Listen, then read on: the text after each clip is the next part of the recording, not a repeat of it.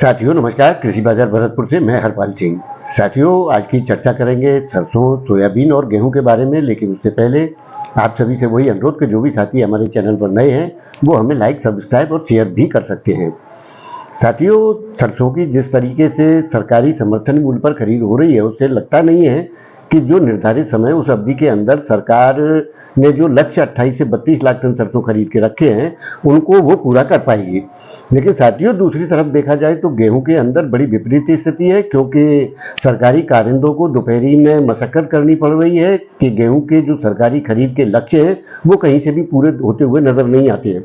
साथियों विकट संकट की स्थिति है, क्योंकि मौजूदा सरकार ने आगामी दौर में 5 वर्षों के लिए 80 करोड़ लोगों को फ्री में भोजन की गारंटी जो दे रखी है, जिसके चलते सरकार को लक्ष्य पूरा करने में पसीने की स्थिति आ रही है। साथियों आगामी दौर किस प्रकार का होगा ये तो समय आने पे बाद ही तय होगा, क्योंकि अब दूसरा चरण चुनाव का आज की तारीख में चल रहा है, जिसके चलते आगामी दौर यानी कि 10 मई तक जो स्थितियां हैं, लोग बाग जो मंदी की अवधारणा के अंदर बैठे हुए हैं उनका मानना है कि 10 मई तक जो भी मद्दा है वो इसमें आ जाएगा, उसके बाद में इसमें कोई मद्दे वाली स्थितियां नहीं है।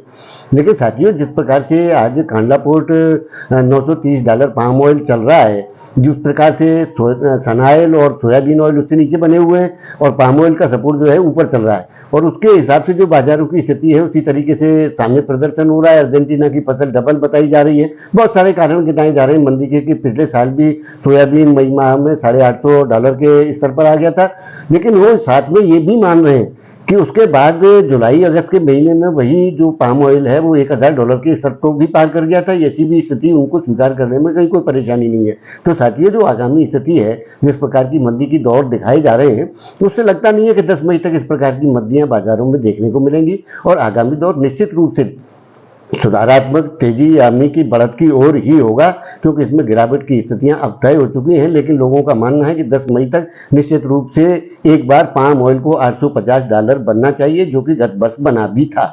लेकिन साथियों इसमें हमारा विचार थोड़ा इनसे विपरीत है। ये समय अच्छी लेवाली का है, लेकिन उसी हिसाब से मान लें जो कि मुनाफा वसूली के हिसाब से आपके व्यापार को और आपको सूट करता हो, यानी कि अपनी क्षमता के हिसाब से व्यापार करना चाहिए, ऐसा हमारा इसमें मानना है। तो साथियों आपको हमारी जानकारियां कैसी लगती हैं हमें कमेंट करके जरूर बताएं। तब तक के लिए कृषि बाजार की ओर से आप सभी का बहुत बहुत आभार, धन्यवाद।